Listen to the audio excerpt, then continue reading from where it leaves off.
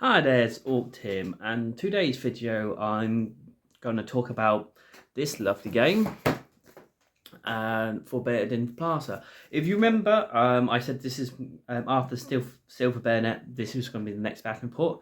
I'm going to make a small video first to talk about my warband, the gear and everything, because it's been quite a while I done this video. I did a video, just hold on. And I want to go through the stuff again and then talk about the scenario and so on and so forth. So instead of doing in the battle report, making quite long, I want to try to cut it down. So I already have made my warband, and you can watch the video again. Firstly, just look for go down the line, or I find a way to put the video underneath. But again, I'm not really IT savvy. I'm really bad. But you just look for this lovely front cover and you see it. Firstly, one video is about the models I'm using, where they're from, and the other one is me making the warband. I created all for my guys, but my warband leader, I picked his name and his flaws and his feet. I did so this video. Well, I said this video. As well. So, but the other four were all randomized. I also remember I have got. I think this is the first expansion for the game. I will be. I am using the weapons, extra creatures you can use for your warband, war gear, treasure, spells, and so on and so forth from this list as well, not just from this one. So, after I go through my guides, I will go through the scenario and try to read the blog list underneath. So, the warband is called The Last Witch Hunter. It's based around an old witch hunter. He's the last of his group, and he's here to make a bit go down with some glory or with money, and to try to do something then nothing at all. Then sit in a pub and drink his sorrows away. He wants to do something, and that's the whole point. So this model, I'm using the Witch Hunter model from the Curse City set. So that is Benjamin the Hunter. He is, if you know the game system, it has when you make your guys, you have two options. You can have option how you do it. It's mini gameplay because it's an indie game, but it's getting quite popular now. So look it up, you're quite easy, or you just watch my video before and you get the drift of how to make a character. So if you remember, he's agility plus agility -3, perception +3, strength 0, and toughness +1. He has a warhammer, a crossbow, and light armor. His flawed is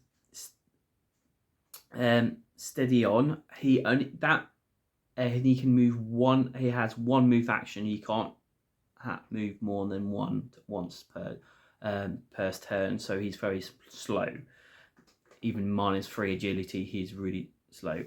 And he has and his feat is through gritted teeth. So when he hits 0 hit points, I will use a perception roll of difficult 12 +3, so it's easier for him. So it's a 9. If he passes it, he keeps on his feet with 1 wound, so he's very hard to kill. He's an old, slow witch hunter, but he can take a hit, so on and so forth. And that's only him. I need to do the hit points before that, and also how many items they can hold. I need to remember how to do that before I play a game, because I haven't sorted that out, realised. So the next guy is Dale the Unholy. I'm using another Curse City model. It is officially he's the special officer who has the hell bar, but this guy's got a shield and a flail or Morning Star, whatever you want to call it. It does kind of move, but yeah. He is unliving, because readily I wrote Day of the Unholy, so I made him unliving. It's in the new the Robert Stenson expansion book you can get.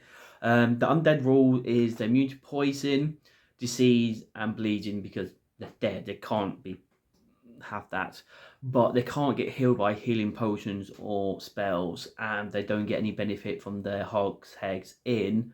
But that's not till the second book. So the first lot scenario in the first book doesn't fit him at all. He has agility 0 because the skeleton is not slow. Perception -3 again. He's a skeleton. He's dead.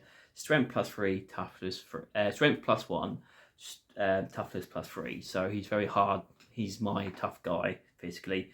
He has a Morning Star.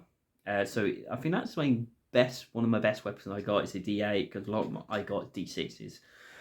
He has a shield, light armor, and his feat is shield bars. This is why I gave him a shield. The shield bars, when he in combat, when he wins combat, does damage. He pluses 2 damage to the enemy creature. So it's really useful for him to have a shield, so he can do the extra 2 damage. And he's flawed. He's a vacant mind, so he doesn't see treasure or items important, so he won't pick them up. So quite really good background roll for him by luck. Even his name quite lucky. But yeah, the next one is Lloyd the Meek. If anybody know what the word meek means, put it underneath because I have no idea. That's like a peasant bowman peasant model from I have no idea. His agility +2, perception -2, strength +2, toughness -1. So he's I would say my weakest one of my weakest guys. He's got light armor, a spear, and that's it.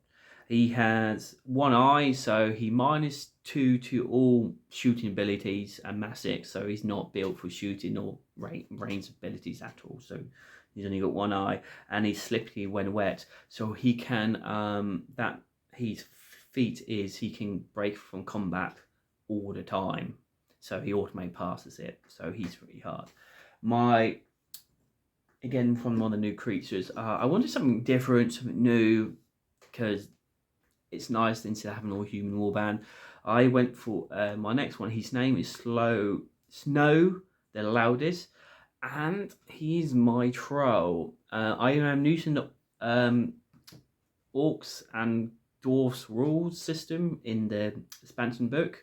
They can crit on a 19 and 20 instead, but they also can get crit on as well on 19 and 20 themselves. So that's a little what bonus they get on default. He has a light armor and hand axe, and that's it. His agility -1 because it's a troll. It's perception -2, but strength +2, toughness +2. So he's what I'm going to use him as like that. He's a slow learner, so you can level up everything's +5. I think he's a +6. Makes sense because he's a troll. He's not the brightest person, and his feet is hard to see. So no enemy can range shoot him at all. But he can't shoot back. But again, he's not going to be a shooter. He's going to be a hitter, and that's Snow the Loudest. So my troll. My last one is Dulipex the Unwelcome. She is my wizard or magic user. She's agility -2, perception +2, strength +2, toughness -1. She's weak body, flawed is, so that's -1 hit point. Feats is she is able to disarm a model instead of doing damage. I think that's the weakest because you go on, you roll an agility and she's -2 agility. So yeah, I would say she's got the weakest feat so far. And she has light armor, a sword, and a sling. I thought, have I had another ranged weapon? I think sling is agility, maybe, or perception. I can't remember. And she has 2 scrolls. First, because you can have a clean scroll and an unclean roll. The unclean roll is she is called Bones them down bones. So you can bring up a skeleton anywhere on the map, and it will attack the first model, even your allies. It doesn't. It says the first model, so only one person it doesn't attack is the caster. If it fails, the skeleton beelines for the caster, attacks her, and her clean roll is immortal invulnerability, and that is if anybody hits the floor, when they hit -1 hit, they cannot be killed. So it's really quite a good one. But if she fails that, if she ever hits the floor, she dies immediately. So it's a very default bag. And generally that is it. So that's my little warband.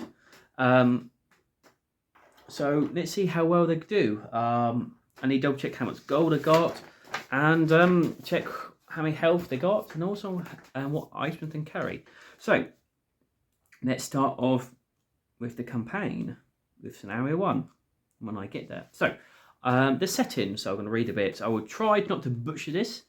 The innkeeper has told you all to take the south path, past the diseased trees along the cold barren road. You walked until up ahead, but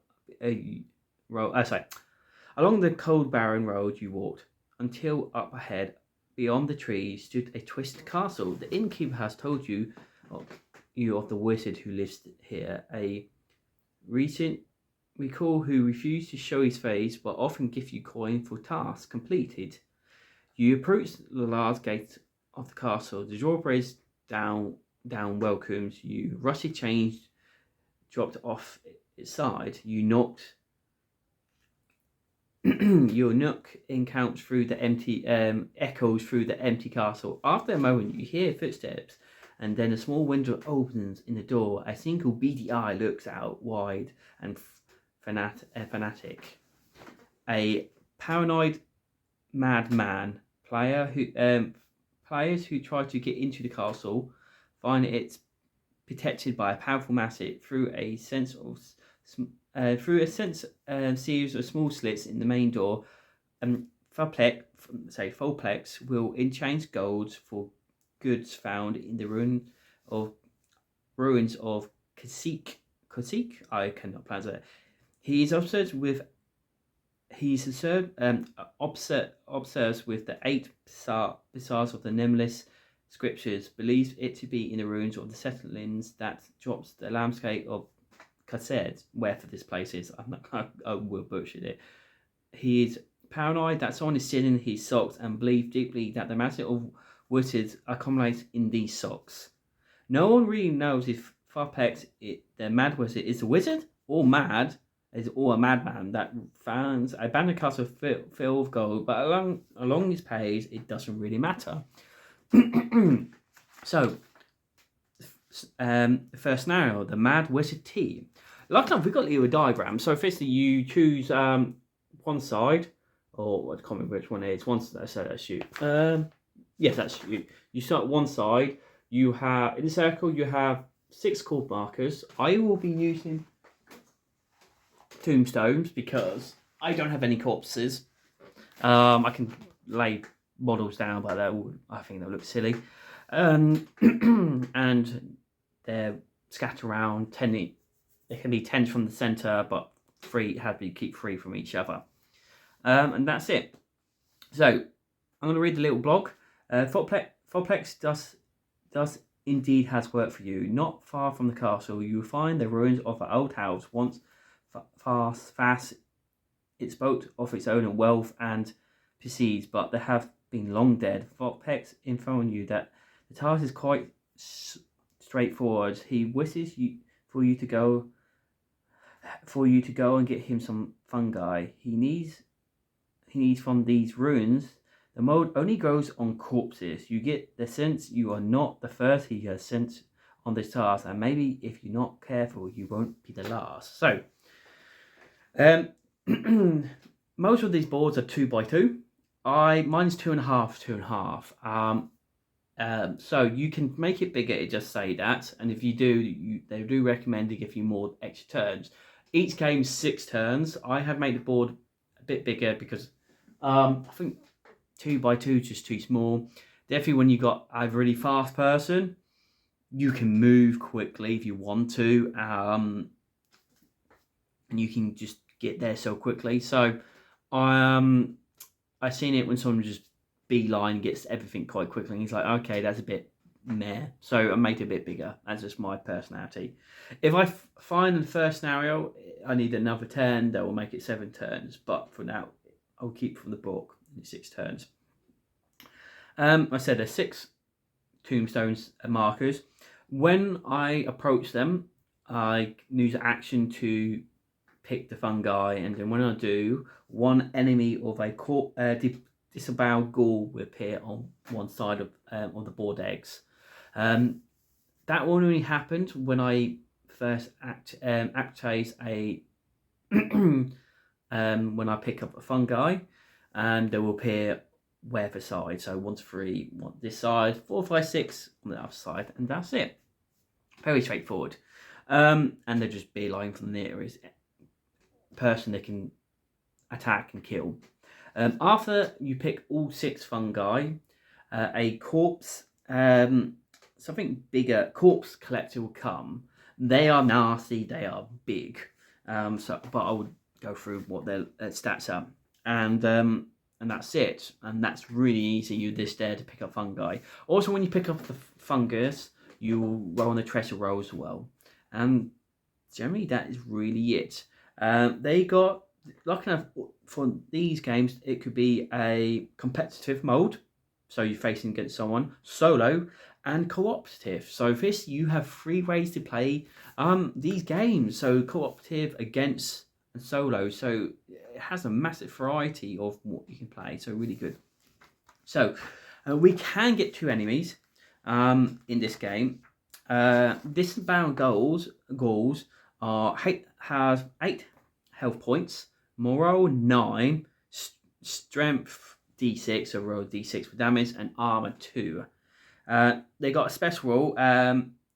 People cannot lead combat with the ghouls. So when you're in base contact with them, you can't, like normally you can roll dice to get out combat. I think you need to do a perception roll. If you roll higher or something was successful, you can get out combat, so on and so forth. If you get in base contact with these ones, you can't. Not set Lloyd to meet, because he says you can get out of the combat always in the rules, so he's the only one who's able to.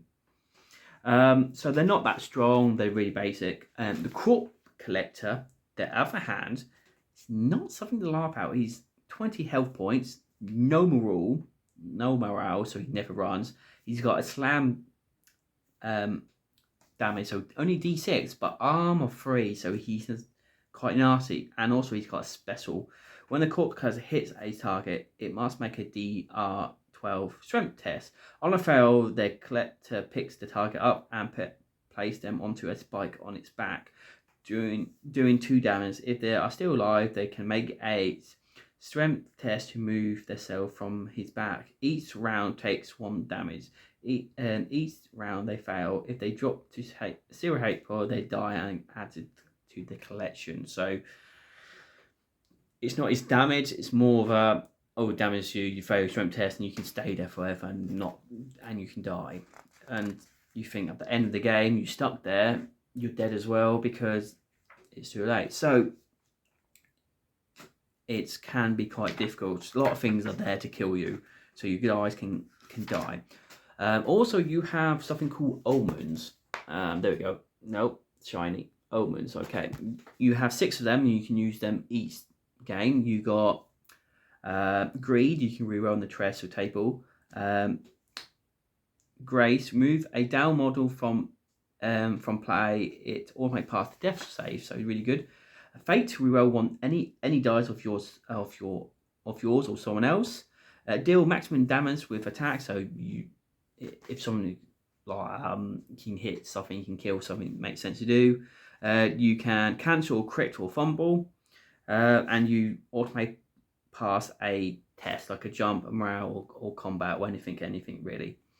So really useful. Also, before you play any game, you do roll for the weather table as well, if I can find it. So yes, it's a D8. Something be good, some really good. So like fog, all range are reduced by 3, or night, darkness. There we go. But it's just something different and nice to play as. And really, that's it. I hope. Sorry. Hope you like it, and I will see really in the next battle report 100% playing this game. So I'll see you then. Many thanks. Bye for now.